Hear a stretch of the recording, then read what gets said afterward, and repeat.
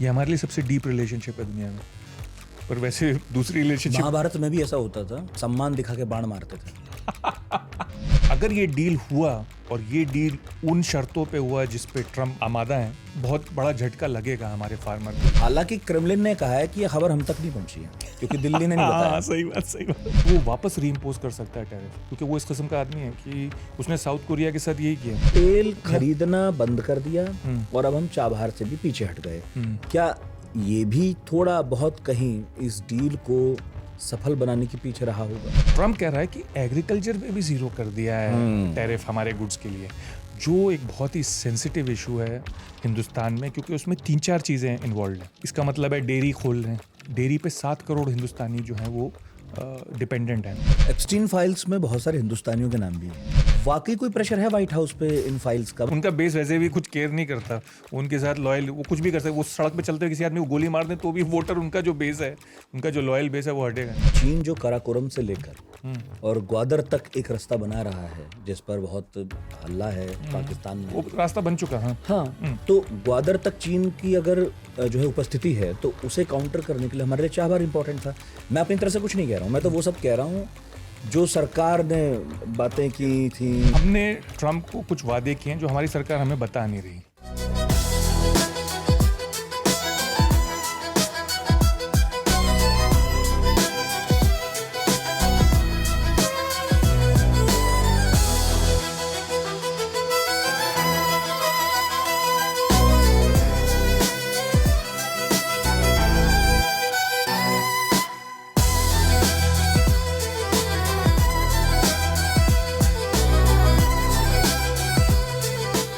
Deal और tariff, ये दो शब्द पिछले 2 सालों में आपने खूब सुने होंगे, और आपको मालूम है कि इन दो शब्दों को इस दुनिया में सबसे ज्यादा प्रचारित करने वाले महोदय का नाम है ट्रंप, डोनाल्ड ट्रंप, अमेरिका के राष्ट्रपति।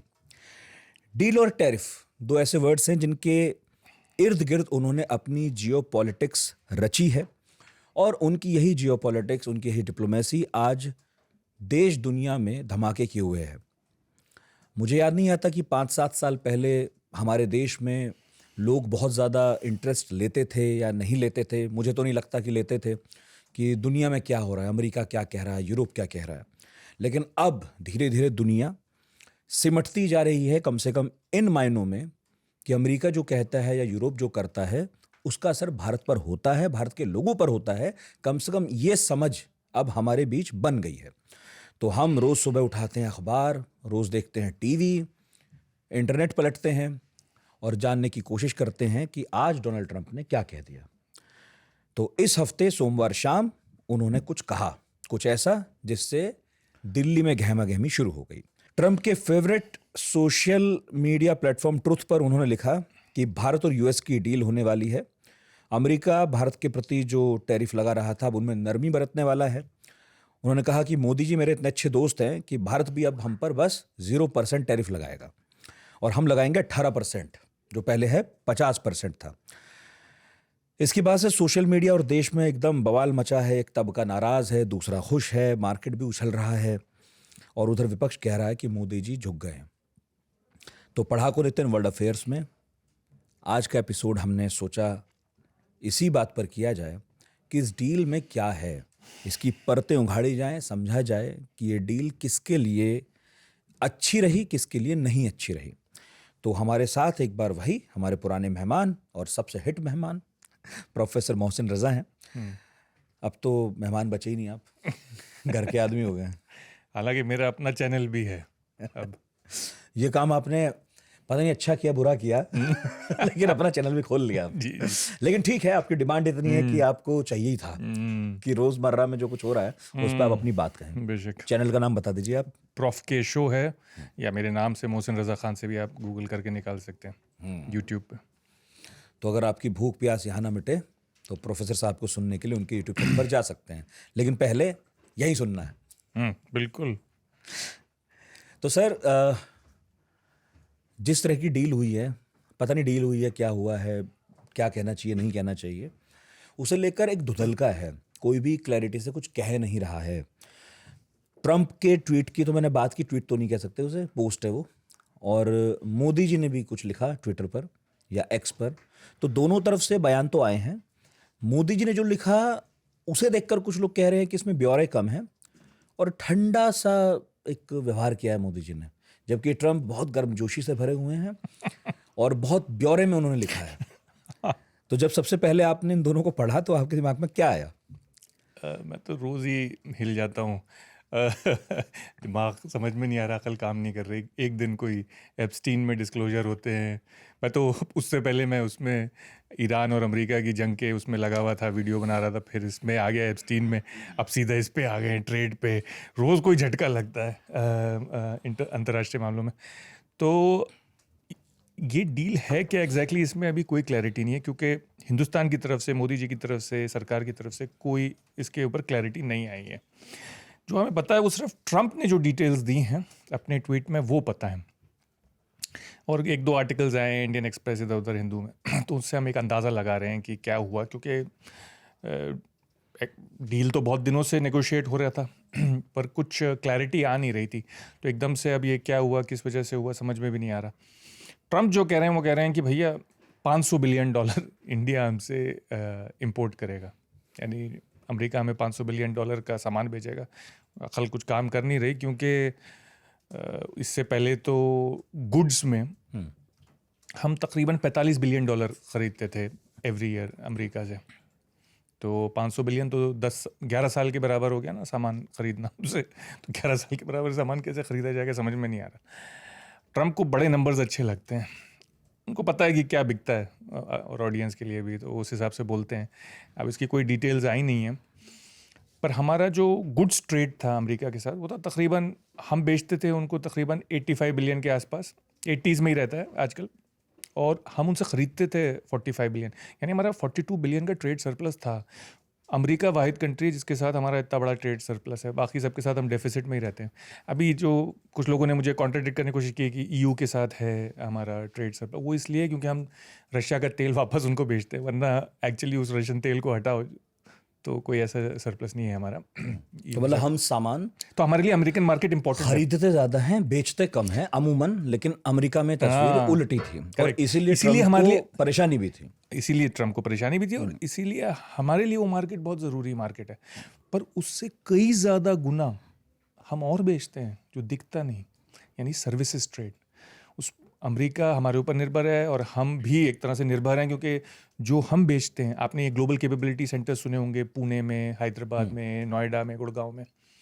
वही लोग जो हमारे EMI भरते हैं हमारे फ्लैटों के, गुड़गांव, नोएडा, हैदराबाद, पुणे, बेंगलोर में, वही लोग जो गाड़ियों की किस्तें देते हैं, लाखों हमारे जो इंजीनियर हैं और वो तो डायरेक्टली हैं, पर एक मल्टीप्लायर इफेक्ट होता है उन इंजीनियर्स को जो घर बना के बेचते हैं, जो उनको चाय बेचते हैं, जो उनको खाना देते हैं, उन सब को आप लगाएं तो बहुत बड़ा एम्प्लॉयमेंट जनरेट होता है। और इस ट्रेड के एग्जैक्ट फिगर्स नहीं आ पा रहे हैं, मैंने बहुत कोशिश की है, डिफरेंट सोर्सेज से डिफरेंट आता है। कुछ में तो आता है कि ये जितना गुड्स ट्रेड है उतना ही है, 150 बिलियन के आसपास का। कुछ कहते हैं कि नहीं, उससे दुगना तिगना है वो ट्रेड, और ये यकीनन हो सकता है, क्योंकि अगर आप देखें तो हर बड़ी अमेरिकन कंपनी के ग्लोबल कैपेबिलिटी सेंटर्स, यानी बैक ऑफिस भी और फ्रंट ऑफिस भी कुछ के, जैसे Google, Microsoft, JP Morgan Chase bank, तमाम दर्जनों ऐसी कंपनियां हैं, यूरोपियन भी हैं कुछ, बार्कलेज वार्कलेज सबके भी। तो उस पर हम बहुत निर्भर हैं। अगर उस पर अभी तक ना ट्रंप ने कोई टैरिफ लगाया ना टैक्स लगाया है, हालांकि प्रपोजल है अमेरिकन सेनेट में कि उसके ऊपर भी टैक्स लगाया जाए, तो उसके ऊपर कुछ लगाया नहीं अभी तक। तो हमारे लिए रिलेशनशिप इंपॉर्टेंट है, और वजहों से भी इंपॉर्टेंट है। डिफेंस के लिए बहुत इंपॉर्टेंट है, जो हम हथियार लेते हैं अमेरिका से, जो हम अमेरिका के ऊपर डिपेंड करते हैं इंटेलिजेंस के लिए, सैटेलाइट इंटेलिजेंस के लिए, इलेक्ट्रॉनिक वॉरफेयर के लिए।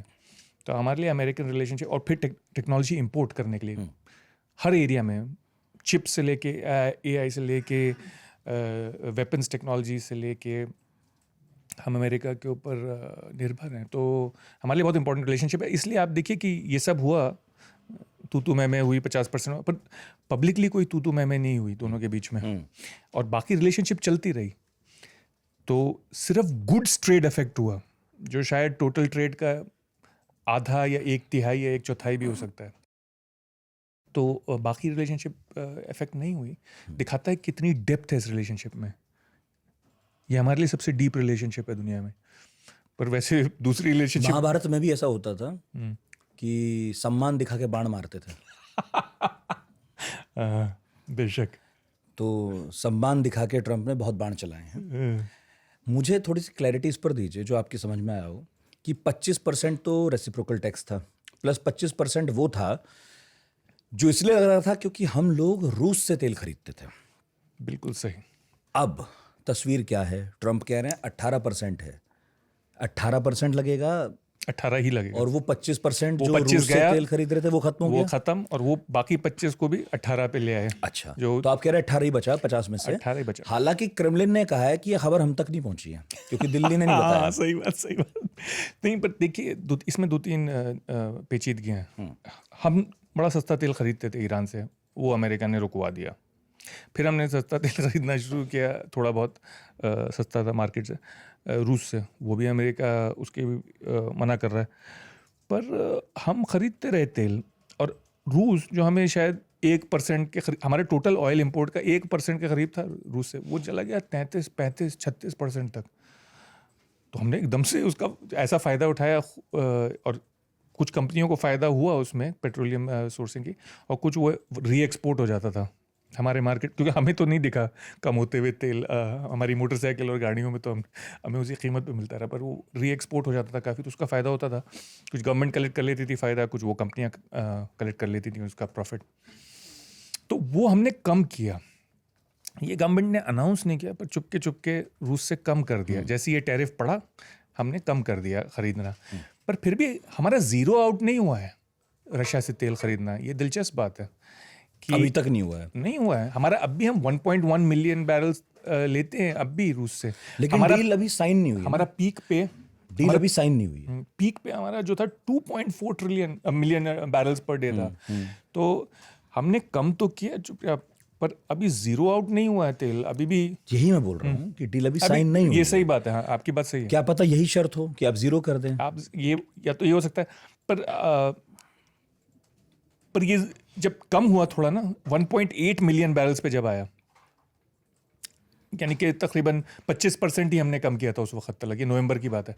तो ट्रंप ने कहा अरे हिंदुस्तान ने रूस से खरीदना बंद कर दिया है तेल मेरे कहने पे।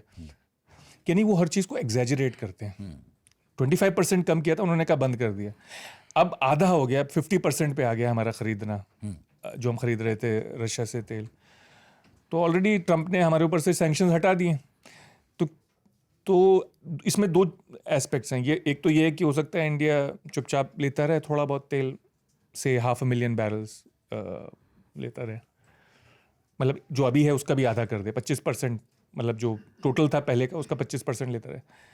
पर आप बिल्कुल सही कह रहे हैं कि उसमें ख़तरा ये है कि वो वापस रीइम्पोज कर सकता है टैरिफ, क्योंकि वो इस किस्म का आदमी है कि उसने साउथ कोरिया के साथ यही किया। उसने कहा, साउथ कोरिया ने कुछ वादे किए, उसने अनाउंस किया कि ये 500 बिलियन 1 ट्रिलियन, ये वो पता नहीं क्या नंबर थे। तो फिर साउथ कोरिया की हालत पतली हुई, उन्होंने वो शर्तें मीट नहीं कर पा रहे थे, तो उसने कहा वापस लगाओ इनके ऊपर सैंक्शन। तो आप बिल्कुल सही कह रहे हैं कि हो सकता है कि क्योंकि अभी तक डील साइन नहीं हुआ है इसलिए हम 1.1 मिलियन बैरल्स ले रहे हैं, और हो सकता है हम ज़ीरो पे भी आ जाएं। पर प्रॉब्लम उसमें बहुत एक बड़ी पेचीदगी है कि फिर रशिया का क्या किया जाए। रशिया जो नाराज़ हो जाएगा, और रशिया के ऊपर हम इतने निर्भर हैं डिफेंस के लिए। Exactly. हमारे हथियार वहाँ से आते हैं, हमारे स्पेयर पार्ट्स वहाँ से आते हैं, वो हमें सस्ते हथियार, और वेदर फ्रेंड, उसका क्या करेंगे? वो हमें सस्ते हथियार बेचता है। पर ऑलरेडी रशिया की रिलेशनशिप ना डगमगा रही है, क्योंकि रशिया सप्लाई नहीं कर पा रहा है। यूक्रेन में इस तरह से चुस चुका है रशिया कि रशिया अपने ज़्यादातर इंटरनेशनल कमिटमेंट मीट नहीं कर पा रहा है। ना रशिया अपने दोस्तों को दे पा रहा है, ना रशिया अपनी फ़ौज के लिए बना पा रहा है हथियार, स्पेयर पार्ट्स। हमारे टैंक वहाँ जाते हैं तो वो हमारे टैंक हमें वापस नहीं करता, यूक्रेन में इस्तेमाल कर लेता, हमारी टैंक इस्तेमाल कर लेता है। मतलब इस टाइप का काम चल रहा है वहाँ पे, 2 नंबरी काम। पर फिर भी हमें 2-3 चीज़ें डिलीवर की हैं रशिया ने इस दौर में। एक तो डिस्ट्रॉयर्स हमने ऑर्डर किए थे नेवी के लिए, वो डिलीवर किए हैं। 2-3 चीज़ें जो रशिया को अपने लिए नहीं चाहिए वो देता रहता है हमें, तो मतलब बेचता रहता है, देता तो कुछ भी नहीं है फ्री में, क्योंकि बिलियंस ऑफ डॉलर्स लेता है हमसे। तो अब रशिया का क्या रवैया रहेगा, इसलिए रशिया ने अनाउंस किया कि हम तक खबर नहीं पहुंची है, ये इंडिया ने हमें कुछ नहीं बताया। तो देखते हैं, तो अभी ये देखना दिलचस्प होगा ये।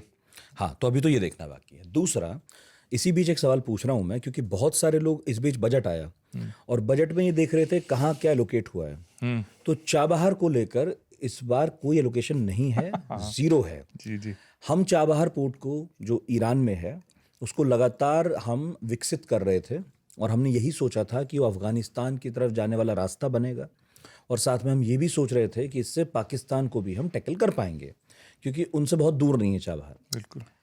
अब प्रॉब्लम ये है कि इस पर भी भारत सरकार ने कोई स्पष्ट कुछ भी नहीं कहा है। मोरलेस कह दिया। बजट ने कहा है, बजट ने कहा। तो नहीं, हमने मैसेज भी दे दिया। ईरान से भी हमने ईरान तेल को खरीदना बंद कर दिया और अब हम चाबहार से भी पीछे हट गए। क्या ये भी थोड़ा बहुत कहीं इस डील को सफल बनाने के पीछे रहा होगा कि भारत मान गया हम हट जाते हैं? नहीं, ईरान से तो काफी दिन हो चुके तेल बंद किए हुए, तेल का व्यापार बंद किए हुए। शाहबार इस एक सिग्नल था अमेरिका को कि हम मानने को तैयार हैं। और नहीं, हिंदुस्तान ने साफ कह दिया, क्योंकि हिंदुस्तान ने ईरान की गवर्नमेंट को कह दिया, सारे न्यूज़पेपर्स में आया, ईरानियंस नहीं बताया कि इंडिया ने कहा कि आप जो दिल चाहे करें इस पोर्ट के साथ, हमारा रिश्ता ख़त्म हो गया। हालांकि हमारे करोड़ों, पता नहीं कितने, कई सौ करोड़ कई हज़ार करोड़ लगा चुके हम, पर वो हमने कहा कि आपके लिए तोहफा है, आप रखिए, जो दिल चाहे कीजिए। वो हमारे लिए, आप बिल्कुल सही करेंगे, वो महत्वपूर्ण था क्योंकि वो हमें रास्ता देता था सिर्फ अफगानिस्तान के लिए नहीं, सेंट्रल एशिया के लिए। तो हम पाकिस्तान को बाईपास कर सकते थे। ग्वादर को नहीं, सिर्फ पाकिस्तान को बाईपास। पाकिस्तान और इंडिया का बॉर्डर सन 47 के बाद से ऐसा हो गया कि हमारे लिए एक लक्ष्मण रेखा बन गया। हमारे हज़ारों साल से ताल्लुकात थे सेंट्रल एशिया के साथ, ईरान के साथ, अफ़गानिस्तान के साथ, वो उसके थ्रू जाते थे, उज़्बेकिस्तान सबके साथ, कज़ाकिस्तान। और वो उन मुल्कों में बहुत तेल है। वो मुल्क जो थे वो फिर सोवियत यूनियन ख़त्म होने के बाद रशिया का गढ़ बन गए। पर अब पुतिन इस तरह से कमज़ोर, रशिया इस तरह से कमज़ोर हो गया कि अब वो चीन का गढ़ बन गए। अब वो सारा सामान चीन से इंपोर्ट करते हैं, चीन के बहुत बड़ा इन्फ्लुएंस है उनके ऊपर।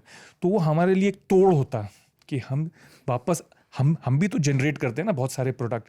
हिंदुस्तान भी एक, मतलब मीडियम पावर है, मीडियम शक्ति है, तो वो जो जनरेट करता, वो सेल के लिए एक मार्केट चाहिए था, वो एक सोर्स प्रोवाइड करता कि पाकिस्तान, वरना क्या करता है, पाकिस्तान कहता है कि ठीक है हमारे थ्रू ले जाओ पर हमें उसमें ट्रांजिट फीस दो। इंडिया देना नहीं चाहता पाकिस्तान को ट्रांजिट फीस, तो वो बहुत ज़रूरी था वो शाहबार। आप सही कह रहे हैं। तो मैं ये भी कह रहा हूँ कि चीन जो काराकोरम से लेकर और ग्वादर तक एक रास्ता बना रहा है, जिस पर बहुत हल्ला है पाकिस्तान में, वो रास्ता बन चुका है। हाँ, तो ग्वादर तक चीन की अगर जो है उपस्थिति है, तो उसे काउंटर करने के लिए हमारे लिए चाबहार इंपॉर्टेंट था।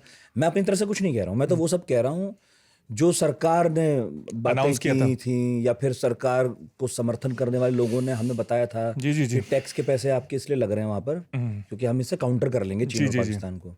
अब कोई नहीं बता रहा है कि हमने बंद कर दिया है। वो तो बजट पढ़ने वालों ने हमें बताया था कि हमें नहीं बताया गया। बिल्कुल सही, पर ईरान को बता दिया हमारी सरकार ने। हमारी सरकार हमें नहीं बता रही पर ईरान को बता रही है, और बजट के थ्रू हमें इनडायरेक्टली पता चल रहा है। बिल्कुल सही। तो एक में भी ये भी बात हो जिसकी वजह से अमेरिका थोड़ा खुश हुआ होगा।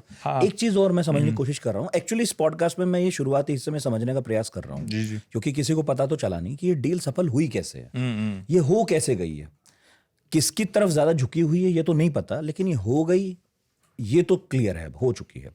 तो एक तो हमने बात कर ली है रूस के तेल की, दूसरी बात हमने कह दी है कि हम ईरान से पीछे हट गए, ईरान से पीछे हट गए। हाँ, और तीसरी बात मैं ये समझना चाह रहा हूँ कि ट्रंप ने कहा है कि हम वेनेजुएला का तेल खरीदेंगे। उस पर भी हमने ये नहीं कहा है कि हम खरीदेंगे। नहीं खरीदेंगे हम। अगर ट्रंप कह रहे हैं तो हमने ट्रंप को कुछ वादे किए हैं जो हमारी सरकार हमें बता नहीं रही, जिसमें से लोग अनुमान ये लगा रहे हैं कि देखिए 500 बिलियन का फिगर ये आ कहाँ से रहा है। अभी इतना बड़ा आंकड़ा है, तो इंडियन एक्सप्रेस और न्यूज़पेपर्स रिपोर्ट कर रहे हैं कि 100 बिलियन पर ईयर होगा। उनको कुछ अपने सोर्सेज हैं गवर्नमेंट के अंदर जो बताएं $100 बिलियन का हम सामान। अब ये इतनी बड़ी अमाउंट है क्योंकि अब तक जो हम लेते थे वो तो मैंने बताया आपको 45 बिलियन ही था, तो ये जो हम हर साल लेते थे उसके दुगने से भी ज़्यादा का अमाउंट है जी कि हमें लेना पड़ेगा हर साल। तो ये कहाँ, क्या चीज़ें लेंगे हम, इस पर सवाल उठ रहा है। तो ट्रंप ने इशारा दिया है, ट्रंप ने कहा कि इंडिया जो है वो अपने ड्यूटी अमेरिकन प्रोडक्ट्स पे बहुत हाई थी, हम बहुत ज़्यादा ड्यूटी चार्ज करते थे अमेरिकन प्रोडक्ट्स पे, सिर्फ अमेरिकन पे नहीं पूरी दुनिया पे। हम बहुत ही प्रोटेक्शनिस्ट इकोनॉमी है, one of the highest tariff rate है इंडिया का पूरी दुनिया में। तो अगर आप इंपोर्टेड कार खरीदेंगे तो आपको पता चल जाएगा। हाँ। 100-110% तक। अब क्यों खरीदूंगा मैं? अब तो EU ने जो कर लिया डील उससे खरीदूंगा मैं, अमेरिका की क्यों खरीदूंगा? उस पर भी मैंने एक प्रोग्राम बनाया कि उसमें भी कुछ गड़बड़ है वो डील, पर खैर वो बात की बात है। पर सवाल ये है कि वो कह रहा है कि 0% कर देगा इंडिया सारे अमेरिकन प्रोडक्ट्स के लिए। अब क्या ये बात हुई थी? वैसे तो मैंने अपने एक आर्टिकल में लिखा था आज से 1 साल पहले कि हमें 0 कर देना चाहिए सारे इंडस्ट्रियल प्रोडक्ट्स पे अमेरिका के, यानी कि वो जो गाड़ियाँ बनाता है ये बनाता है, क्योंकि वो गाड़ियाँ इतनी महंगी $30,000 से ऊपर की हैं। हमारे यहाँ कोई ख़रीदने वाला नहीं है, तो अगर हमने 0 भी कर दिया हमें कोई नुकसान नहीं है। तो मैंने कहा था इंडस्ट्रियल प्रोडक्ट पे 0 कर दो और एग्रीकल्चर पे मत मानो 0। पर ट्रम्प कह रहा है कि एग्रीकल्चर पे भी 0 कर दिया है टैरिफ हमारे गुड्स के लिए, जो एक बहुत ही सेंसिटिव इशू है हिंदुस्तान में, क्योंकि उसमें 3-4 चीज़ें इन्वॉल्व हैं। पहली बात, हम इसका मतलब है डेयरी खोल रहे हैं। डेयरी पे 7 करोड़ हिंदुस्तानी जो हैं वो डिपेंडेंट हैं। तो अगर इतनी बड़ी तादाद 7 करोड़ लोग दूध और दूध के प्रोडक्ट्स बेचने में, सोयाबीन और ये सब हम खरीदने लगे। फिर दूसरी बात ये है कि सोयाबीन और कॉर्न, अब अमेरिका का फार्मर जो है वो एक इंडस्ट्रियल स्केल पे प्रोड्यूस करता है। एक फार्मर के पास कई हजार हेक्टेयर होगी ज़मीन और वो मशीनों से होती है सारी फार्मिंग, यानी कि मैसिव इंडस्ट्रियल स्केल के जो होते हैं वो ट्रैक्टर्स और क्या कहते हैं हार्वेस्टर्स, तो वो इतना ज़्यादा और इतनी कम कीमत पे प्रोड्यूस करते हैं। फिर सब्सिडी भी मिलती है सरकार से कि वो सोयाबीन जो प्रोड्यूस करते हैं और सोयाबीन के प्रोडक्ट्स, ऑयल, टोफू, सोयाबीन और फिर कॉर्न के ऑयल, फिर स्वीटनर, वो तो इतना सस्ता माल है कि अगर वो आ गया तो हमारा मार्केट फ्लड कर देंगे वो तो। हाँ, मतलब हमारे किसान को नुकसान होगा ना, बहुत भारी नुकसान। यही तो पॉइंट था जिस पर हम अड़े हुए थे, जिसकी वजह से डील हुई नहीं थी। और ट्रंप नहीं कह रहे हैं, सिर्फ यूएस एग्रीकल्चर सेक्रेटरी हैं ब्रुक रॉलिंस, उन्होंने कहा है कि deal will see the US export more farm products to India's market, lifting prices and pumping cash into rural USA। मतलब अब जो है अमेरिका के किसानों के कल्याण को लेकर वो बहुत खुश हैं। वो सोच रहे हैं कि भारत से हम अमेरिका के किसानों का कल्याण करा लेंगे। नहीं, आपको फिर इसमें मैं एक चीज़ आपके व्यूअर्स को बताना चाहूँगा कि ट्रंप के लिए एग्रीकल्चर सेक्टर बहुत ही इंपॉर्टेंट है अमेरिका का, क्योंकि वो उनके मागा बेस का बहुत ही महत्वपूर्ण हिस्सा है। यानी कि अमेरिका का जो फार्मर है मिड वेस्ट का और साउथ का, चाहे वो ग्राउंडनट का फार्मर हो, मूंगफली का, चाहे वो सोयाबीन का, चाहे वो कॉर्न का, वो बेस है रिपब्लिकन पार्टी का, वो बेस है ट्रंप का और मागा का। और उनको बहुत नुकसान हुआ है पिछले 1 साल से। क्यों? क्योंकि जब ट्रंप ने टैरिफ किया तो लोगों ने रेसिप्रोकल टैरिफ किया अमेरिका के ऊपर, वापस उलट वार। तो उसमें चाइना जो सबसे बड़ा इंपोर्टर था अमेरिकन एग्रीकल्चरल गुड्स का, उसने कट किया, और कुछ मुल्कों ने भी कट किया है, ब्राज़ील ने, इधर उधर यूरोपियंस ने। तो कम से कम 1/3 एक्सपोर्ट कम हो गया है एग्रीकल्चर प्रोडक्ट्स में। तो उससे प्राइसेस गिर गई अमेरिका के अंदर उन एग्रीकल्चरल गुड्स की। अब कुछ तो हम ले सकते हैं, जैसे कि हमारे यहाँ आलमंड्स नहीं होते, वॉलनट नहीं होते, बादाम काजू और सेब तो उस क्वालिटी के नहीं होते। तो कुछ चीज़ें तो हम उठाते हैं, हालांकि सेब हिमाचल और कश्मीर में तो होता है, पर उनको नुकसान होगा। पर कुछ चीज़ें तो हमने कहा कि हम ले लेंगे, और हमने EU से भी बोल दिया है और हम न्यूजीलैंड से भी कर रहे हैं। पर कुछ चीज़ें जैसे ये है, सोयाबीन है, कॉर्न है, और फिर जेनेटिकली मॉडिफाइड प्रोडक्ट्स हैं। तो इंडिया का ये क्लेम था कि भाई GMO नहीं लेंगे हम, इसलिए नहीं सिर्फ कि सेहत के मामले से तो कोई रिसर्च नहीं दिखा रही कि वो ख़राब है। किसी अमेरिकन भी खा रहे हैं, सब खा रहे हैं, सब लोग पूरी दुनिया में खा रहे हैं। प्रॉब्लम ये थी कि वो इतने सस्ते हैं और उनके जो बीज हैं वो आपको बार बार ख़रीदने पड़ते हैं। यानी कि वो ऐसा बीज नहीं है कि प्लांट हुआ, फिर प्लांट का बीज निकला तो आप उसको फिर लगा लो, आपको फिर ख़रीदना पड़ेगा बार बार, बीज दोबारा खरीदना होगा। तो उसमें खर्चा है और फिर सस्ता है बहुत। तो इंडिया GMO के अगेंस्ट था, इंडिया डेयरी के अगेंस्ट इसलिए भी था कि वहाँ पे कुछ गायों को एनिमल फीड खिलाया जाता है।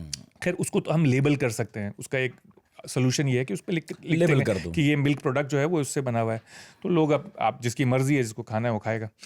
पर ये जो बाकी चीज़ें मैं बता रहा हूँ, ये वाकई में प्रॉब्लम क्रिएट कर सकती हैं इंडियन फार्मर के लिए, क्योंकि इस वक्त हमारा सरप्लस है। हम अमेरिका को $6.5 बिलियन का एग्रीकल्चरल सामान बेचते हैं, अमेरिका हमें सिर्फ $3 बिलियन या $3.5 बिलियन का सामान बेचता है। यानी हम $3 बिलियन सरप्लस बेचते हैं अमेरिका को एग्रीकल्चर में भी इस वक्त। तो अगर ये रिवर्स होने लगा तो हमारे ऊपर असर होगा, हमारे रुपये की वैल्यू पे भी, रुपये भी गिरेगा, इन्फ्लेशन भी होगा, और खैर फार्मर को तो तकलीफ होगी। हाँ, आंकड़ा ये कहता है, क्योंकि मैं इंडियन एक्सप्रेस पढ़ रहा था तो उसमें एक लेख था जो ये कह रहा था कि अभी डील हुई नहीं है, लेकिन कृषि के मामले में हम ऑलरेडी वो कर रहे हैं पिछले 1 साल से जो ट्रंप चाहते थे। जैसे शॉर्ट में बता रहा हूँ बस मैं, बाकी अगर किसी को विस्तार में पढ़ना हो तो मैं बिल्कुल रिकमेंड करूँगा। आज का इंडियन एक्सप्रेस या द हिंदू में कुछ लेख हैं जो काफ़ी कुछ बता रहे हैं। जब तक कि सरकारी डॉक्यूमेंट सामने नहीं आता तब तक आप आइडिया लगाने के लिए पढ़ सकते हैं, देख सकते हैं।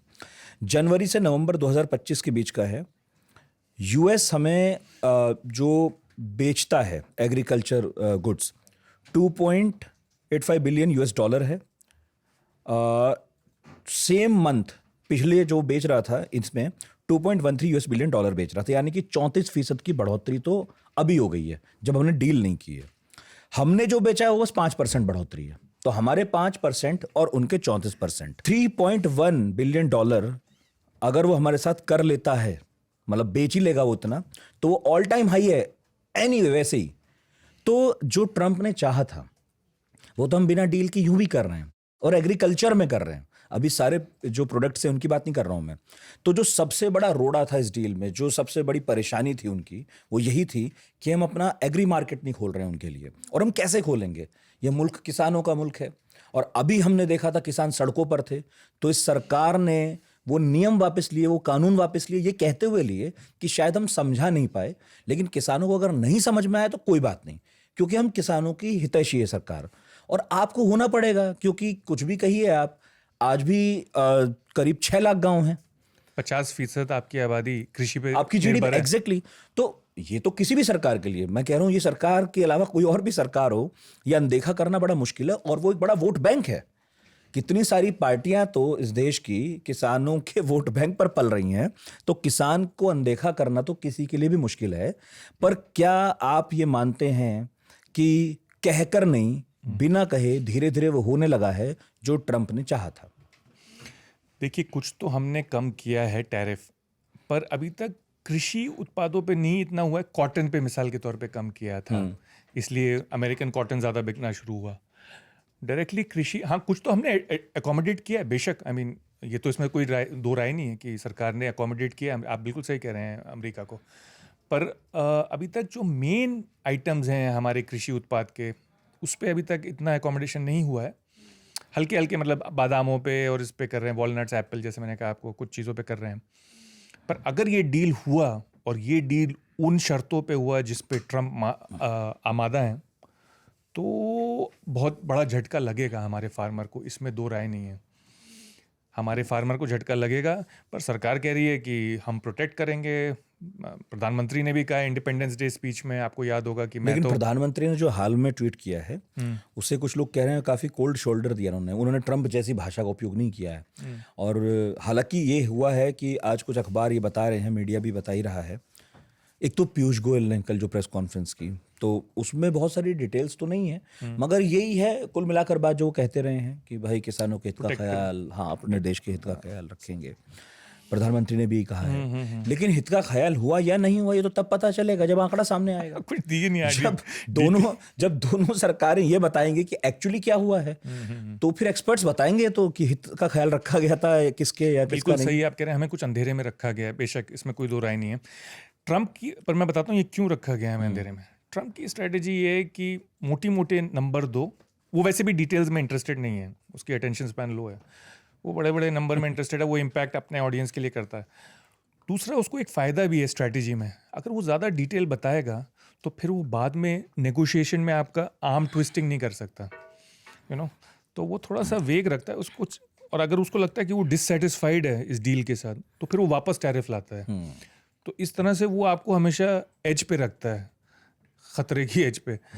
तो उसकी तो ये स्ट्रैटेजी है, और उसका इंटरेस्ट भी नहीं है ज़्यादा डिटेल में, उसको बस मेजर हेडलाइन चाहिए। और उसके जो नीचे उसके काम करते हैं, वो उसको बताते हैं कि भाई नंबर पूरे हो रहे हैं कि नहीं हो रहे हैं। तो वो लोग ज़्यादा, जैसे लुटने का है और ये सब हैं, बेसेंट हैं, जो उनके नेगोशिएटर्स हैं, और उनके कॉमर्स सेक्रेटरी हैं, और ये सब हैं, ट्रेड सेक्रेटरी हैं। तो इंडिया का इस गवर्नमेंट नहीं बता रही डिटेल्स। इसके दो वजह हो सकते हैं। या तो हो सकता है पूरी तरह से अभी तक थ्रैश आउट नहीं हुए हैं डिटेल्स, पूरी तरह से अभी तक डिटेल्स डिफाइन नहीं हुए हैं। वैसे विदेश मंत्री इस वक्त मेरा ख्याल है मार्को रूबियो से मिल रहे हैं इस वक्त। पर वो दोनों नहीं डिसाइड करेंगे ये डील।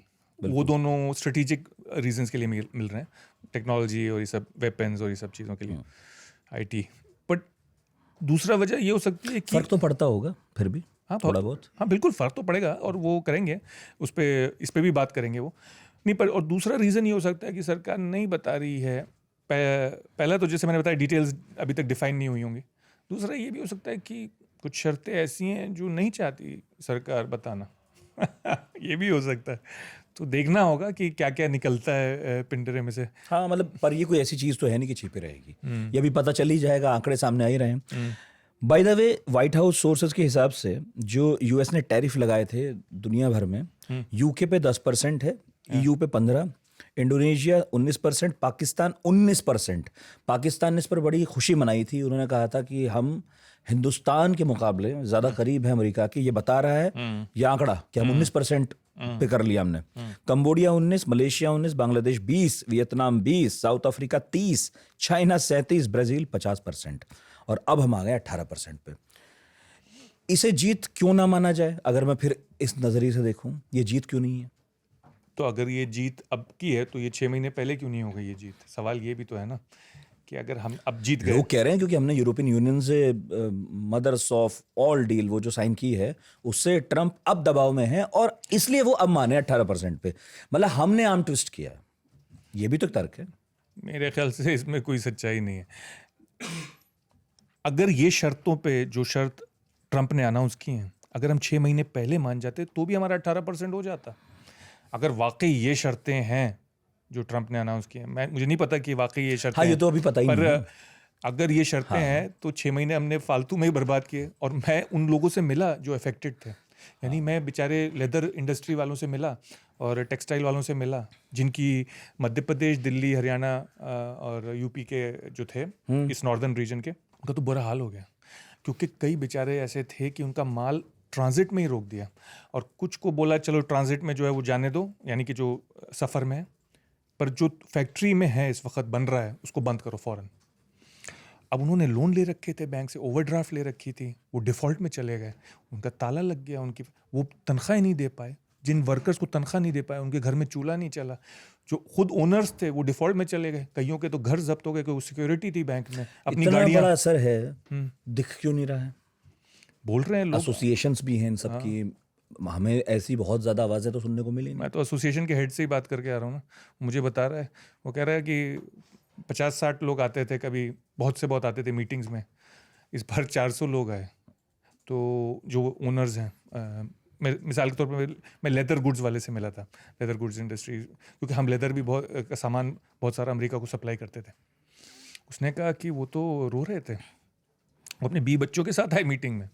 उन्होंने कहा कि हमें बैंक की तरफ से कोई रियायत नहीं मिली, जो हमारा ओवरड्राफ्ट था, जो हमारा वो था, वो तो बंद हुआ और वो चला गया कलेक्शन में और डिफ़ॉल्ट में। आपको पता है कि हमारे यहाँ क्या होता है, अगर बड़ा इंडस्ट्रियलिस्ट जाए तो उसकी माफ़ी है, और वो बल्कि घूमता है प्राउडली। नहीं तो सरकार ने इन 6 महीनों में क्या इन इंडस्ट्री, इन सेक्टर्स को कोई रियायत नहीं दी?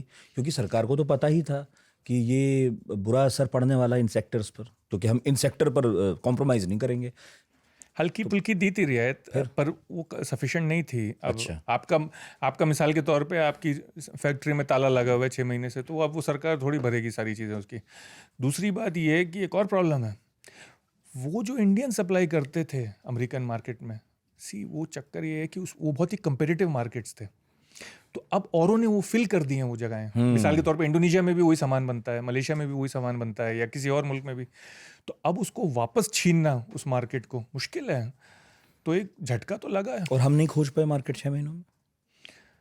अब अमेरिका का मार्केट रिप्लेस करना बहुत मुश्किल है, यही तो लोग मुझसे बात करते हैं। मैं बता रहा हूँ आपको, आप अमेरिका की पावर इस तरह से समझिए कि अमेरिकन जीडीपी दुनिया की जीडीपी का 25% है, एक सिंगल मार्केट, बट एक्चुअली इससे बहुत ज़्यादा है। क्यों? क्योंकि ये जो आप जीडीपी देखते हैं ना, ज़्यादातर जीडीपी जाता है बेसिक चीज़ों में, खाने पीने की, लोगों का। जो अमीर मुल्क है ना, सिर्फ उनके पास डिस्क्रिशनरी स्पेंडिंग होती है, मतलब अपने डिस्क्रिशन पे स्पेंड कर सकते हैं वो, अपने कंफर्ट पे। डिस्क्रिशनरी स्पेंडिंग का मेरा अंदाज़ा ये है, अमेरिका शायद 35% होगा दुनिया का, एक सिंगल मार्केट। तो जब एक सिंगल मार्केट इतना बड़ा आपके लिए बंद हो जाए और आप उस पर इतने निर्भर थे, कहाँ से आप ढूंढेंगे? और कौन है इतना बड़ा जो आपका खरीद लेगा माल? और कौन है इतना माल वाला जो आपका माल खरीद लेगा? थोड़ा बहुत इधर उधर बेचने की कोशिश करी 4-5%, पर जहाँ वो बता रहा था कि जहाँ ऑर्डर आता था किसी मुल्क से 50-500 आइटम का, अमेरिका से 50,000 आइटम का ऑर्डर आता था। तो जो स्केल जिस पे वो बनाते थे, जो उसकी कॉस्टिंग होती थी रिडक्शन की, वो एक और लेवल की थी। बहुत आसान नहीं है अमेरिका को रिप्लेस करना।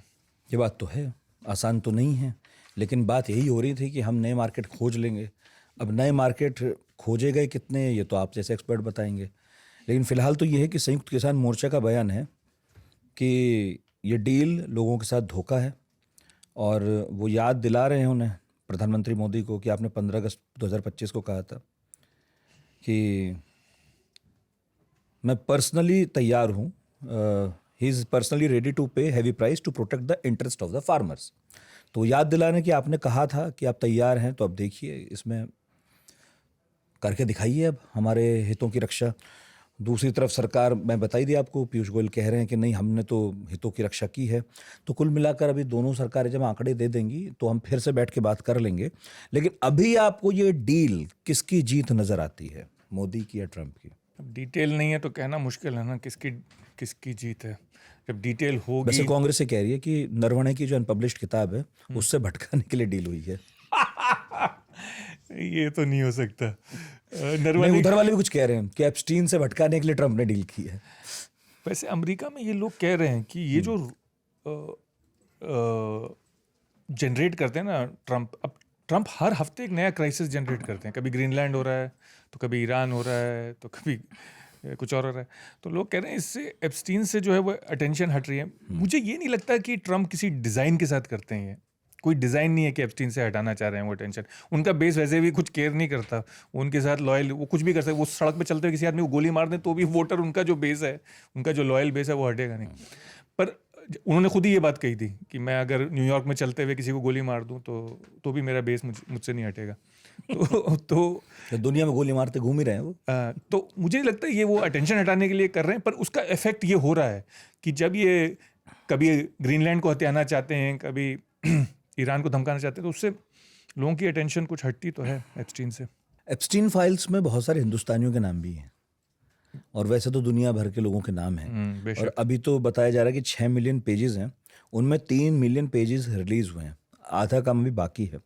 लेकिन जो सब रिलीज हो भी रहा है, हर पेज, वीडियो, फोटो, सब ब्लैक ब्लैक करके, एकदम से ब्लर ब्लर करके लाया जा रहा है सामने।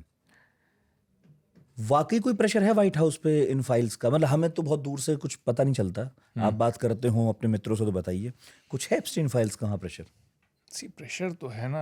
आप पहले एप्स्टीन को तो समझें कि एप्स्टीन था क्या। तकरीबन 35 से 36 अंडर एज लड़कियां 14 साल से लेके 17 साल की उम्र तक की एक्यूज़ किया है उसको सेक्सुअल एक्सप्लॉयटेशन का और प्रोस्टिट्यूशन का भी। और तकरीबन 1000 से ज़्यादा लड़कियां जो 18 से कम, बट 18 से ज़्यादा की भी मैं बता रहा हूँ, मतलब औरतें, उन्होंने एक्यूज़ किया है। तो दुनिया के नामचीन लोग, Bill Gates, bill Clinton, Prince Andrew, यहाँ तक कि अब तो हॉकिंस, इलॉन मस्क, जिसका आप नाम लें, टिश, वो जो बिलियनर है रियल एस्टेट का, तो जो उसका आप नाम लें वो है एसोसिएटेड। और एक दो ने इस्तीफे भी दे दिए, एक दो लोगों ने। हाँ, एक दो लोगों ने, ऐसे भी लॉरेंस समर्स, हर आदमी। और हिंदुस्तान के भी लोगों के नाम थे, उनमें कह दिया कि वहाँ हमारे यहाँ से तो बयान आ गया है कि हम इसे सही नहीं मानते। नहीं, हिंदुस्तान के लोगों के जो नाम आए ना वो सेक्सुअल मैटर्स में नहीं आए। मैं उसको क्लैरिफाई करना चाहता हूँ। पर मैं बताना चाह रहा हूँ कि ये विक्टिम्स थे कौन। इनके जो विक्टिम्स थे ज़्यादातर, इसमें क्लास का भी एक एलिमेंट है। वो कम क्लास की गरीब घरों की लड़कियां थीं और कुछ ब्रोकन होम्स से थीं। और ये दिखाता भी है कि हालांकि वो आदमी 2008 में ही कन्विक्ट हो चुका था, लोगों ने उससे दोस्ती मेंटेन की उसके 10 साल बाद तक भी। फिर वो 2019 में फाइनली फिर से कन्विक्ट हुआ, मतलब कन्विक्ट होने वाला था, अरेस्ट हो गया। तो ये दिखाता है कि आपके पास अगर पैसा है और आपके पास कनेक्शंस हैं तो लोग आपसे जुड़ते रहेंगे, चाहे आपके अगेंस्ट कोई भी चार्ज हो। इससे संगीन चार्ज क्या हो सकता है कि child sex, trafficking, rape, statutory rape, तो इससे ज़्यादा चार्ज क्या हो सकता है? इतनी तादाद में पर लोग मिल रहे थे, कुछ लोग उसका फ़ायदा उठा रहे थे, उनको ट्रैफिक हो रही थी वो लड़कियां, कुछ लोग वैसे ही मिलते थे बिना उसके, क्योंकि वो एक व्हीलर डीलर भी था ना, तो वो डील्स भी कराता था, लॉबीइस्ट भी था, तो कुछ लोग उसलिए मिलते थे। तो गुस्सा तो है बहुत, गुस्सा है अमेरिका में बहुत ज़्यादा, इंतहा से ज़्यादा। आप उसका तसव्वुर नहीं कर सकते कितना गुस्सा है, क्योंकि उसमें 2-3 चीज़ें मिक्स हो गई हैं। एक तो जो लड़कियों का गुस्सा वो तो है ही, और विक्टिम्स के साथ। दूसरा ये है कि उनको लगता है कि एलीट जो है इनके लिए रूल्स अप्लाई नहीं करते। तो जो आम पब्लिक है वो कह रही है कि ये एक तरह का एलीट डोमिनेशन है, कि आपके पास पैसा है तो वही ना, वो तो जो कह ना बाप बड़ा ना भैया, सबसे बड़ा रुपया। यही तोड़ने तो ट्रम्प आए थे, उन्हें जिताया था लोगों ने। ट्रम्प, बिल्कुल सही, ट्रम्प ने अपने आप को ऐसे प्रोजेक्ट किया जैसे मैं लोगों का रिप्रेजेंटेटिव हूं, और इसीलिए उनका इतना लॉयल बेस है, पॉपुलिस्ट हैं। पर ट्रम्प खुद इसमें इन्वॉल्व थे, क्योंकि ट्रम्प के अगेंस्ट ये तो एलिगेशन नहीं है कि उन्होंने किसी अंडर एज गर्ल के साथ कुछ किया, ऐसा तो कुछ नहीं है। पर ट्रम्प उनके दोस्त थे, और 80s 90s में वो बाकायदा शर्तें लगाते थे एक दूसरे के साथ कि कौन पटाएगा पहले किसी लेडी को। तो अब ट्रम्प ऐसा बिहेव करते हैं जैसे उनको जानते ही नहीं थे। वैसे तो सभी लोग ऐसे बिहेव कर रहे हैं, हर आदमी जिससे पूछे वो कहता है मैंने तो कभी देखा ही नहीं। हालांकि मैं आपको एक मिसाल मजे की बात बताऊंगा। इलॉन मस्क जो कहते थे मैं तो उसने मुझे बुलाया कई दफ़ा अपने आइलैंड पे, उसका एक आइलैंड भी था, पर मैं नहीं गया उसके आइलैंड पे, और इतना बनते थे। अब ईमेल जो निकल के आ रहे हैं उसमें वो बात कर रहे हैं कि किस दिन पार्टी सबसे रंगीन होगी बताओ मुझे, कौन सी दिन या रात को सबसे रंगीन होगी, मैं उसी पे आऊँगा। नेगोशिएट कर रहे हैं इलॉन मस्क। अब वो गए या नहीं गए पता नहीं। इसी तरह से सर्गी ग्रिन जो गूगल के फाउंडर हैं, 2 फाउंडर में से एक वो हैं, वो उसके आइलैंड पे जाते थे, अपनी बीवी के साथ जाते थे, कई दफ़ा गए। एक तो ये भी प्रॉब्लम है कि जिस भी मामले में बहुत सारे बड़े लोगों का नाम आ जाता है उसका कुछ होता नहीं, जैसे पनामा पेपर्स। एक आध का 2 का आ जाए तो कुछ हो सकता है, लेकिन जब सबका आ जाए तो फिर तो पूरा सिस्टम ही गेम हो जाता है। तो सारा सिस्टम ही कोशिश करता है कि अब इस बात को सिस्टम से ही हटा दिया जाए।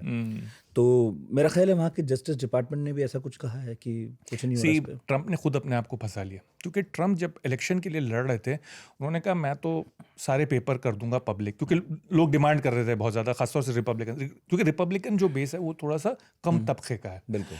और उनको लगता है जैसे एलीट हमें एक्सप्लॉइट कर रहा है, तो वो चाहते थे कि सब पब्लिक हो जाए। वो समझ रहे थे सबके नाम आएंगे और सब ये पूरे डेमोक्रेट्स की कॉन्स्पिरेसी है कि जिसे जिता रहे हैं वो सबसे बड़ा एलीट है। एग्जैक्टली, वो बिलियनर है। उसने कहा मैं सबको करूंगा, और उसके फॉलोअर्स ने भी कहा, उसके मंत्रियों ने भी कहा कि हाँ बिल्कुल हम रिलीज कर देंगे सारे पे। तो फिर ऐसा भेड़ों ने भेड़िया चुना था एग्जैक्टली इलेक्शन में। तो ऐसा प्रेशर आया कि पहले उसने रेजिस्ट करने की कोशिश की, क्योंकि उसको पता था कि उसका भी नाम है कहीं की जगह पे। ये नहीं कि उसने किसी को एक्सप्लॉइट किया, बट उसका नाम है उस कम्युनिकेशन में। अब 6 मिलियन डॉक्यूमेंट है। यही मैं आपसे कह रहा हूँ कि एप्स्टीन फाइल्स जब कहते हैं तो ऐसा लगता है कि इन 6 मिलियन पेजेस में जो भी है वो सब अपराधी हैं, सब दोषी हैं। ऐसा थोड़ा ही है भाई, उनमें बहुत सारे लोगों ने SMS पर बात की होगी, मेल की होंगे, कॉल पे बात हुई होगी। एप्स्टीन तो संपर्क ही करता था, क्योंकि उसका वो काम ही था कि नेटवर्क ही बनाना। अब उसमें कोई रेस्पॉन्स कर रहा है, कोई मिलने जा रहा है, तो उसका ये तो मतलब नहीं हुआ कि जितना कुछ आपराधिक हो रहा था उस आइलैंड पर उसमें ये सब लोग शामिल रहे होंगे। तो एक प्रॉब्लम अब इसमें ये भी तो हो रही होगी ना कि कौन वाकई आपराधिक चीज़ों में लिप्त था और कौन केवल बातचीत के ही क्रम में था। पर मैं आपको इसमें थोड़ी सी पेचीदगी है। ये आपने सही कहा कि हर आदमी उन क्राइम्स में नहीं इन्वॉल्व था, पर आप अब मिसाल के तौर पे हमारे जो अब इस वक्त मंत्री हरदीप सिंह पुरी, वो उनसे बार बार मिल रहे हैं, ठीक है, कुछ इन्वॉल्व नहीं थे उस क्राइम्स में, पर आप एक कन्विक्टेड सेक्स ऑफेंडर से क्यों मिल रहे हैं? अब आप उनसे मिले कई दफ़ा, कम से कम 2-3 दफ़ा आप मिले, 3 दफ़ा भी। कई बार लॉबिस्ट होते हैं लोग, कई बार बहुत सारी ऐसी डील्स होते हैं जिनमें इनका इन्वॉल्वमेंट रहता है। अब ऐसे तो जो हथियार के ज़्यादातर दलाल होते हैं, जो देशों के बीच में भी डील कराते हैं, उन पर कहीं कोई मुकदमा है, कोई दिक्कत है। मैं किसी को क्लीन चिट नहीं दे रहा, पर मैं जिज्ञासा में पूछ रहा हूँ। तो हर आदमी का ऐसे प्रोफाइल देखकर, ये समझकर कि भाई इस पर कोई मुकदमा तो नहीं, कोई दिक्कत तो नहीं, परेशानी तो नहीं, ये कितना मुश्किल होगा। ये बहुत संगीन जुर्म है, चाइल्ड सेक्स क्राइम। बिल्कुल 13 साल की लड़की। लेकिन क्या वो उतना ही क्या 2019 से पहले था? मुझे नहीं पता। हाँ, 2008 में हो गए थे कन्विक्ट। हाँ, तो 2000, मेरी बात तो सुनिए, 2005 में एक औरत थी जिसकी 13-14 साल की लड़की थी फ्लोरिडा में। उसने केस किया इनके अगेंस्ट, एप्स्टीन के अगेंस्ट। इन्वेस्टिगेशन चला 2006 से 8। 36 लड़कियां निकली। मैंने बताया आपको अभी, जो 18 से कम की थी। उनकी माओ ने कहा, उन्होंने कहा कि इन्होंने हमारे साथ सेक्स किया, हमारे साथ प्रोस्टिट्यूशन करवाया, हमें मार्केट किया। उसके अलावा फिर दर्जनों निकली। तो तब भी बड़ा मामला था। हाँ, तो तब ये उतना उठा नहीं। मैं बता रहा हूँ क्यों। क्योंकि जो प्रोसिक्यूटर था, फ्लोरिडा का प्रोसिक्यूटर, उसके ऊपर फ़ोन आया व्हाइट हाउस से, प्रेशर आया कि ये आदमी इंटेलिजेंस एसेट है, क्योंकि ये मोसाड के साथ भी इन्वॉल्व था, CIA के साथ भी और ब्रिटिश इंटेलिजेंस के साथ भी, और इसने अदनान खशोगी के थ्रू ईरान कॉन्ट्रा में वेपन्स बिकवाए थे, आपको पता है। तो इसको फिर दिया 13 महीने की सेंटेंस। उस 13 महीने में भी ये वर्क लीव के लिए निकलता रहता था जेल से।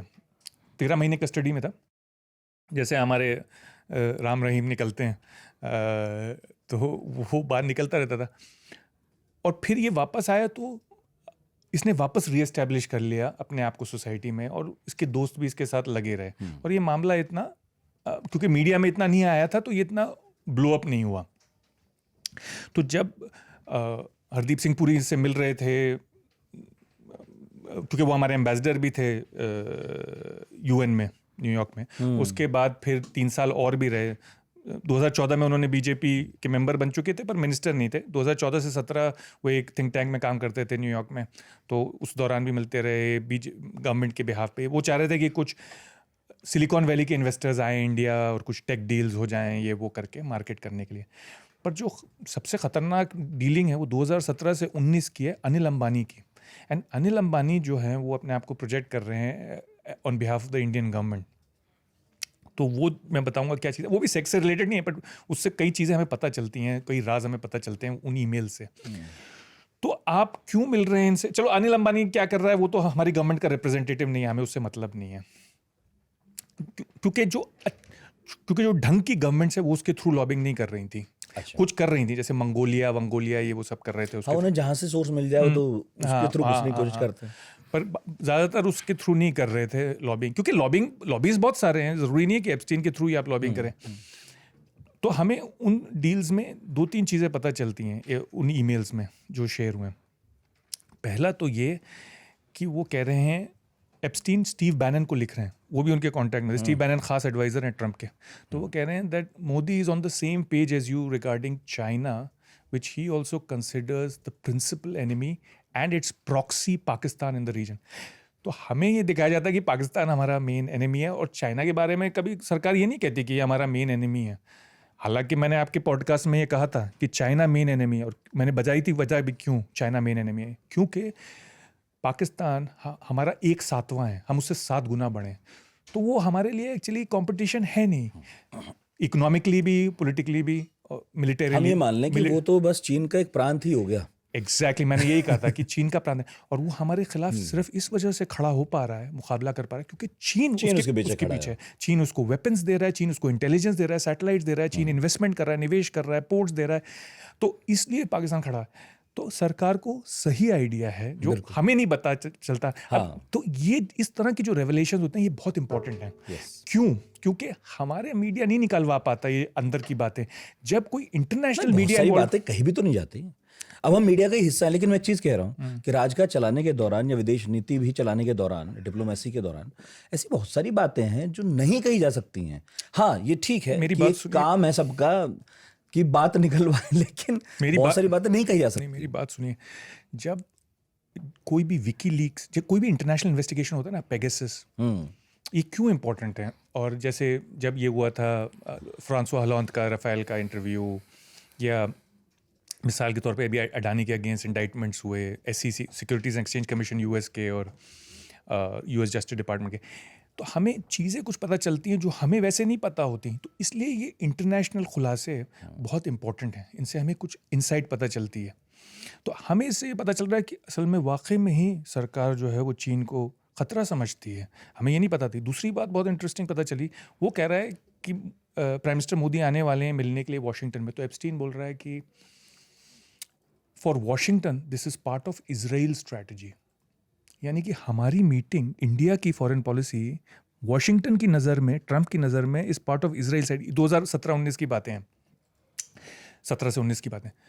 तो ये तो हमें पता था कि इजराइल लॉबी का बहुत बड़ा इन्फ्लुएंस है वॉशिंगटन की मिडिल ईस्ट पॉलिसी पे, पर मुझे ये नहीं पता था कि इंडिया पॉलिसी पे भी उसका असर है, असर आने लगा। हाँ, तो ये जो चीज़ें निकल के आ रही हैं ये बहुत आश्चर्यजनक हैं। तो इस पे हाँ, अटेंशन मतलब आप एक्सपर्ट्स के लिए ज़रूर है, आपको ज़रूरी है भी अपडेट रखना, क्योंकि फिर आप नहीं तो पॉडकास्ट में कैसे हमें बता पाएंगे कि किस तरफ जा रहा है मामला। लेकिन एक्चुअली यही मैं कह रहा था कि बहुत सारे लोग इस चीज़ के लिए घेरते हैं, मीडिया को भी और बहुत सारे इदारों को भी, कि सरकार हर चीज़ नहीं बता सकती है। भाई वो राष्ट्र हित में ही होता है कि नहीं बताया जाए। मगर हाँ, ये तो है कि क्यूरियोसिटी होती है एक्सपर्ट्स को, हमें भी होती है कि कुछ पता चल जाए, कुछ अलग पता चल जाए, हम जो सोच रहे हैं क्या वो सही है। पर नितिन जी, इसी मीडिया ने बोफोर्स में पूरी इन्वेस्टिगेशन की थी। हाँ, हमारे हिंदुस्तानी मीडिया ने निकाले थे हाँ, राज। ठीक है ना। तो मीडिया है, समाज है, सरकार है, सब वक्त के साथ समझदार होते चले जाते हैं। सब धीरे धीरे धीरे धीरे जो है सिस्टम मजबूत करते जाते हैं। ये भी तो बात सही है ना कि जहां जिन सोर्सेज से खबरें निकलती रही होंगी, अब उन छेदों को भी तो भरा जाता है धीरे धीरे। ये थोड़ी है कि अब हो रहा था तो होने दिया जाएगा। तो मैं मतलब किसी तरफ नहीं, पर मैं ये कह रहा हूं कि ये तो होता ही है। खबरें निकलवाना एक इदारे का काम है, खबरें ना निकलें इसकी कोशिश करना दूसरे का काम है। तो मैं बता रहा हूँ कि आपके दर्शक भी पढ़ सकते हैं, ये ईमेल्स अवेलेबल हैं, सारा डेटा ऑनलाइन है। Yes. आप गूगल करेंगे तो आपको मिल जाएगा, और आपको कई चीज़ें अगर आपको इंटरेस्ट है तो पता चलेंगी। अब मिसाल के तौर पे हमें ये नहीं पता था कि बिल गेट्स की तलाक इसकी वजह से हुई, एप्स्टीन की वजह से। हाँ, ये नहीं पता ये पता चल गया अब। तो वो उसमें- बिल गेट्स भी इन्वॉल्व थे। हाँ, उसमें उन्हें कोई बीमारी भी हुई, ये वाली बात मैं कल परसों पढ़ रहा था। अब ये भी समझ नहीं आता कई बार कि जब हम ये सब पढ़ रहे होते हैं कि ये वाकई सही तरह की खबरें हैं या ये पीठ पत्रकारिता का हिस्सा है, क्योंकि अमेरिका में भी तो हर तरह का मीडिया है, हर तरह के लोग हैं, उनके भी अपने तरह के स्वार्थ हैं। बेशक। तो हम तो यही पढ़ रहे हैं जो वहां से आ रहा है। अब इस कदर जुनून हो चुका है अमेरिका में कि बिल क्लिंटन और उनकी बीवी हिलरी क्लिंटन को पार्लियामेंट ने, वहाँ के सेनेट ने बुलाया है कि आपको सप्योना किया है, इन पर्सन टेस्टिमोनी देनी पड़ेगी। तो बिल क्लिंटन और उनकी बीवी पहले तो रिलक्टेंट थे, पर अब मान गए हैं। पर उन्होंने भी एक शर्त रखी है कि ये सारी जो टेस्टिमनी है ये पब्लिक में इन कैमरा होगी, क्योंकि उनको डर ये है कि अगर ये प्राइवेट में करवाएंगे रिपब्लिकन्स तो सेलेक्टिवली लीक करेंगे इन्फॉर्मेशन। वो कह रहे हैं खुल्लम खुल्ला ही हो जाए, अब कह रहे हैं। हाँ, जब हम फंस रहे हैं तो हम पूरे में बताएंगे। लेकिन क्या इसमें रिपब्लिकन्स के नाम नहीं है और क्या, ट्रम्प के अलावा भी? ट्रम्प के अलावा बड़े रिपब्लिकन्स के नाम तो नहीं हैं। और आई मीन बिल क्लिंटन के खिलाफ भी कोई ऐसा नहीं है कि किसी लड़की के साथ कुछ अंडर एज या कुछ इस टाइप का काम किया। तो पर हैं वो, मतलब उनके सर्कल में थे, सोशल सर्कल में थे, तो उनसे पूछा जाएगा कि आपके क्या ताल्लुकात थे उनके साथ, क्या रिलेशनशिप थी, कोई फाइनेंशियल ट्रांजैक्शन थे या नहीं। क्योंकि एप्स्टीन थे तो बड़े फ्रॉड, उन्होंने शुरू से ही फ्रॉड किया। 74 से 76 वो एक स्कूल में पढ़ाते थे, हाई स्कूल में, जहाँ पे वो क्वालिफाइड नहीं थे पढ़ाने के लिए। वहाँ पे भी वो कम एज की गर्ल्स को ज़्यादा अटेंशन देते थे। फिर वो चले गए बेयर स्टर्न्स, एक इन्वेस्टमेंट बैंक था न्यूयॉर्क में, वहाँ पे 80-81 तक रहे, वहाँ से भी फायर हो गए फाइनेंशियल इरेगुलरिटी के लिए। फिर वो बन गए बाउंटी हंटर, वो लोगों के जो पैसे, जिन लोगों के गायब हो जाते थे, यानी कि कोई और फ्रॉड करता था तो वो निकलवाते थे पैसे जाके केमन आइलैंड्स इधर उधर से। फिर वो एक पॉन्जी स्कीम में आ गए, यानी कि एक फ्रॉड स्कीम फाइनेंशियल, वो कंपनी भी कोलैप्स हो गई। फिर उन्होंने 2 आदमी पकड़े ख़ास, तो उनको फ़ायदा ये था कि वो खुद यहूदी थे, और न्यूयॉर्क का जो पूरा फाइनेंशियल सर्कल है वो टॉप लेवल पे यहूदी बैंकर से भरा हुआ है। तो जब बेयर स्टर्न में थे तो भी ग्रीनबर्ग उनको लेके गए, जो खुद यहूदी थे। फिर एक वेक्सनर करके थे जो विक्टोरिया सीक्रेट के ओनर हैं। विक्टोरिया सीक्रेट एक विमेंस के अंडरगारमेंट की फर्म है, पर वेक्सनर के और भी बहुत सारे कॉन्ट्रैक्ट्स थे। तो ये उसमें उनके इतने ख़ास एडवाइज़र बन गए कि उन्होंने उनको टोटल मिला के तकरीबन $200 मिलियन की फ़ीस दी फाइनेंशियल एडवाइस के लिए। पर वो उसके बोर्ड पे भी आ गए, कंपनी के उसके फाउंडेशन के बोर्ड पे भी थे। और एप्स्टीन की फ्रॉड की तो आदत थी, वो जाके पोज करते थे as a modelling scout for Victoria's Secret, और इस बहाने से अंडर एज लड़कियाँ और मॉडलों को वो दिखाते थे कि मैं इंचार्ज हूँ मॉडल सिलेक्शन का, और उनको एक्सप्लॉइट करते थे इस तरह से। तो फ्रॉड तो थे वो हर तरह से ही। और बाद में फिर एक मिस्टर ब्लैक करके, वो भी एक बहुत बड़े जूइश फाइनेंसियर हैं, वेंचर कैपिटलिस्ट थे अमेरिका में, उनके एडवाइज़र बन गए और उनको औरतों पे भी एडवाइस दिया, और $250 मिलियन उनसे भी खींचे। तो उनकी एस्टेट जिस वक्त वो मरे $600 मिलियन की थी।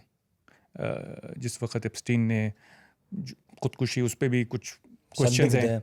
जेल में मर गए, जेल में मरे पाए गए, और पोस्टमार्टम तो ये बता रहा है कि खुदकुशी है, पर लोग कह रहे हैं कि 2 मिनट 53 सेकेंड का फुटेज मिसिंग है उन CCTV कैमराज में से। तो क्या हुआ एंड में पता नहीं। कोर्ट्स में चल रहा है मामला। चक्कर क्या होता है कि जब आदमी मर जाता है तो सब डिसमिस हो जाता है उसके अगेंस्ट जो चार्जेस हैं, क्योंकि अब आप कुछ कर ही नहीं सकते। जब उसकी वो तरफ से लड़ने वाले हैं नहीं। उसकी तरफ से लड़ने वाले नहीं है, पर उसकी जो एस्टेट है उसमें से पैसा निकाल के उन लड़कियों को दिया गया है। तो उसकी एस्टेट में से 150 मिलियन तो कोर्ट्स ने अपॉइंट कर एलोकेट कर दिया। एलोकेट किया। 200 मिलियन उसके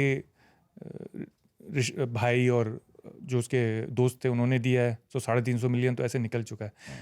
बाकी 300 मिलियन में से भी कुछ निकलेगा, मुझे नहीं लगता एंड में कुछ बचेगा, क्योंकि जब आपके इतने विक्टिम्स हैं 1000 के ऊपर, तो बचेगा क्या। और पिछले हफ्ते कुछ और भी हुआ, इस शेयर बाज़ार में थोड़ी हलचल देखी गई।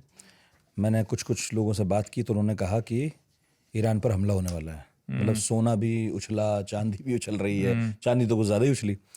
तो सच क्या है, क्योंकि यूएसएस लिंकन ईरान के और ज़्यादा करीब तो आया है, क्या वाकई हमला हो सकता है? ये बड़ा पेचीदा मामला है। एक वक्त लग रहा था कि होने वाला है हमला।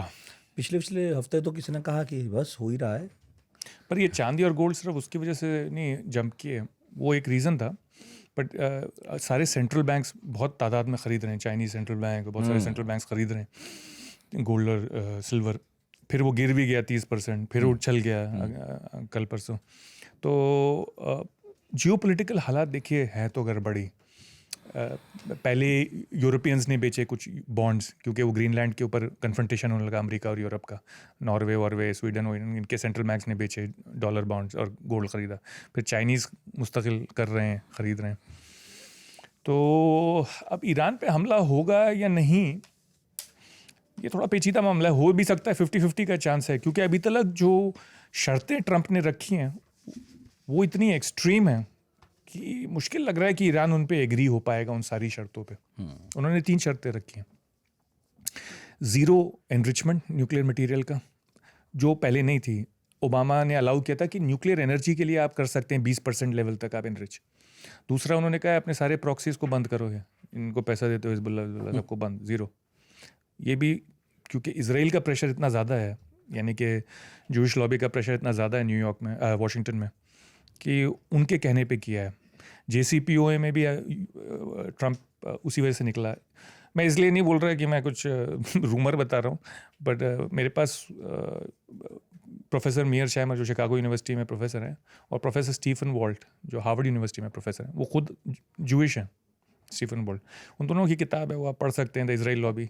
दूसरा, मैं तो हैरान हूँ ट्रंप के कि खुल्लम खुल्ला ट्रंप ने एक पब्लिक फंक्शन किया एडल्सन फैमिली में, जो है एक जूइश फैमिली है, उसके जो वाइफ हैं वो आई थी, हस्बैंड शायद गुजर गए, और खुल्लम खुल्ला ट्रंप कह रहे हैं कि इन्होंने मुझे $250 मिलियन दिया मेरे इलेक्शन में 2024 में, और प्रॉमिस किया है कि 250 मिलियन और देंगे 2028 में, और बोले कि इसलिए इनको मैं 5 मिनट दूंगा बोलने के लिए, आप बोलिए।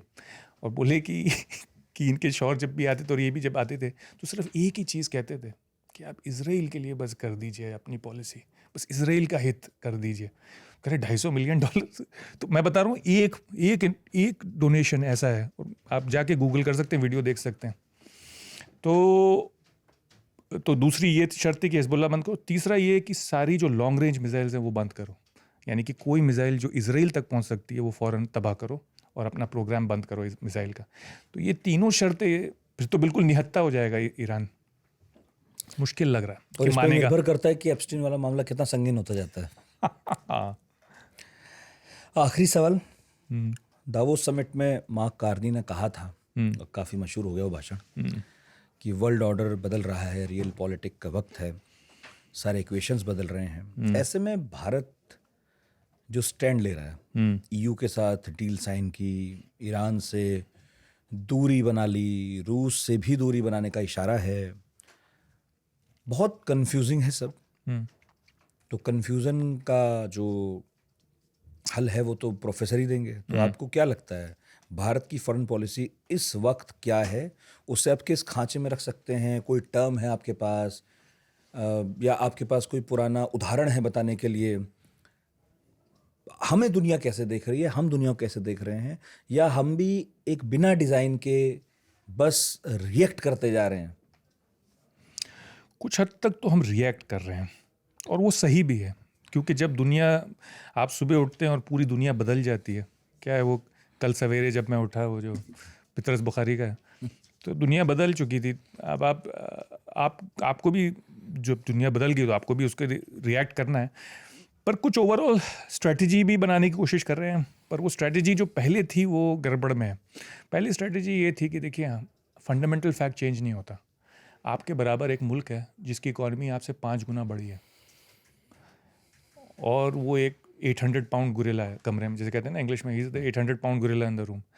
अब आप कहीं भी बैठिए, वो गुरिल्ला तो बैठा हुआ ही है ना उस कमरे में, तो आपको उसके हिसाब से एडजस्ट करना है। तो आप जो दूसरा गुरिल्ला है उसकी तरफ देखते हैं, वो भी बैठा हुआ है, वो तकरीबन 1,500 पाउंड का है, अमेरिका। तो हम देख रहे थे कि अमेरिका से साथ डील कर लें, अमेरिका के साथ टेक्नोलॉजी ले लें, और उस 800 पाउंड के गुरिल्ला को, और उसने जो पाल रखा है एक अटैक डॉग, उसके हम कंट्रोल में रख सकें। अब वो स्ट्रेटजी पंगे में आ गई, क्योंकि वो गुरिल्ला जो है, वो 1,500 पाउंड का जो गुरिल्ला है, वो तो आपने चल दिया है अपनी चाल पे, वो अपने मस्त है, पता नहीं क्या कर रहा है, समझ में नहीं आ रहा। तो अब कोई नई स्ट्रेटजी बनानी पड़ेगी। तो अब यहाँ वहाँ सबसे ताल्लुकात बनाने पड़ रहे हैं। मुश्किल है काम, क्या है वो मुश्किल है डगर पनघट की, ना कठिन है डगर पनघट की। तो पर जाना तो पड़ेगा, पानी तो पीना पड़ेगा ना, नहीं तो जिंदा कैसे बचेंगे। तो इसका एग्जाम्पल के लिए हमें सन 45 से पहले जाना पड़ेगा। ये जो अब दुनिया का ऑर्डर निकल रहा है, वो ऐसा ऑर्डर है जो 1930 और 20 के दशक में रहा था। यानी कि अमेरिका जो है वो थोड़ा विड्रॉ कर रहा है दुनिया से, जो उस वक़्त भी आलम था, और बाकी दुनिया में कोई क्लियर हेजेमॉन नहीं है। यानी उस ज़माने में जर्मनी ताकतवर था, सोवियत यूनियन था, इंग्लैंड, ब्रिटेन था, फ्रांस था, पर कोई क्लियर ऐसा नहीं था कि इनमें कोई वो है। पर ये एग्जैक्टली वो भी नहीं है, क्योंकि अमेरिका अब भी सबसे ताकतवर है।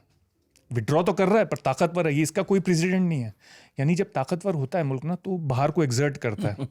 अमेरिका ताकतवर होने के बावजूद विड्रॉ कर रहा है, पीछे हट रहा है, मतलब कुछ एग्जर्ट कर रहा है, पर वो अपने हेमिस्फीयर में ही, वेनेजुएला पे, क्यूबा पे। और दूसरी बात ये है कि चाइना जिस तेज़ी से बढ़ रहा है, इस वक्त चाइना ऑलमोस्ट 28%, अगले साल या उसके अगले साल 30% of world manufacturing capacity China में होगी। 30% एक मुल्क में होगी मैन्युफैक्चरिंग कैपेसिटी वर्ल्ड की। शायद ये कभी नहीं हुआ 1850 के बाद। 1850 के आसपास इंग्लैंड के पास ये पावर थी, इंडस्ट्रियल रेवोल्यूशन सिर्फ इंग्लैंड में हुआ था, बाकी के पास इंडस्ट्री नहीं थी। पर चाइना इस तेज़ी से बढ़ रहा है। तो अब ये तो 2 पोल हैं, फिर तीसरा यूरोप है। अब यूरोप के पास कैपेसिटी है, यूरोप की इंडस्ट्रियल के पास, यूरोप का जीडीपी चाइना से भी बड़ा है, पर यूरोप में यूनिटी नहीं है। तो अब समझ में नहीं आया। और रशिया जो पहले बहुत हमने रशिया के ऊपर बहुत डिपेंड किया 40-50 साल, पर अब रशिया वो नहीं रहा। Russia is a power in decline, Russia गिर रहा है, पॉपुलेशन भी उसकी कम होती जा रही है, मिलिट्री पावर भी कम होती जा रही है, जीडीपी भी कम हो रहा है। तो अब उसके ऊपर डिपेंड नहीं कर सकते। तो एक अजीब ही फ्लक्स में है दुनिया। तो अब इस खतरे में किस तरह से मैनूवर करना है, वो देखना पड़ेगा। आपके साथ बात करके एक बार फिर बहुत मज़ा आया। शुक्रिया शुक्रिया। और मैं बस ये कहूँगा कि अगर किसी को डे टू डे और ज़्यादा तफसील से चाहिए तो वो मेरे उस पे आए, शो पे। और जैसे मैंने बताया, प्रॉफ के शोज़ का नाम है, और मोहसिन रज़ा ख़ान के नाम से आप ढूंढ सकते हैं। अगर आपको खुल्लम खुल्ला बेबाक बातें चाहिए और पता करना है कि क्या हो रहा है हेडलाइंस के पीछे, तो मेरे शो पे भी आएँ। बिल्कुल जाएं भाई, इस विज्ञापन का समर्थन है। बहुत बहुत शुक्रिया सर एक बार फिर आने का। शुक्रिया। और हमेशा की तरह इस बार भी मोहसिन रज़ा ख़ान अपने अंदाज में बता रहे थे कि दुनिया में क्या घट रहा है। पिछले हफ्ते बहुत कुछ घटा है, आने वाले हफ्तों में और भी कुछ घटेगा, क्योंकि अभी जो घट रहा था वो कंटिन्यूएशन में है। जितनी बातें हमने की अभी सभी जो हैं जारी हैं, किसी में भी कोई भी फाइनल कुछ हुआ नहीं है, कंक्लूड नहीं हुआ है। तो जब कंक्लूड होगा तब कुछ नई नई बातें उभरेंगी, कुछ नए सवाल होंगे, उसके जवाब देने के लिए फिर किसी एक्सपर्ट को बुलाएंगे, और अगर प्रोफेसर साहब हाथ आए तो प्रोफेसर साहब को ही बुलाएंगे। शुक्रिया आपके धैर्य के लिए बहुत बहुत शुक्रिया। और कमेंट बॉक्स खुला है हमेशा की तरह, जो मन में आए लिखिए, और चैनल सब्सक्राइब कर लीजिए, बस इतना आग्रह है। Thank you so much.